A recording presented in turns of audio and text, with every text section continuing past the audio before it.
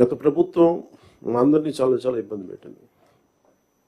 ఉన్నతాధికారుల చేత, రెవెన్యూ యంత్రాంగం చేత సినిమా టికెట్లు అమ్మించడం దగ్గర నుంచి, ఇసుక దోపిడీ చేయడం దగ్గర నుంచి మా అందరికీ ఏమనిపించింది అంటే బయట నుంచి when we are not in governance, ఇంతమంది ఐఏఎస్ అధికారులు ఉన్నారు, ఇంతమంది సీనియర్ బ్యూరోక్రాట్స్ ఉన్నారు, how come none of them had raise their objection.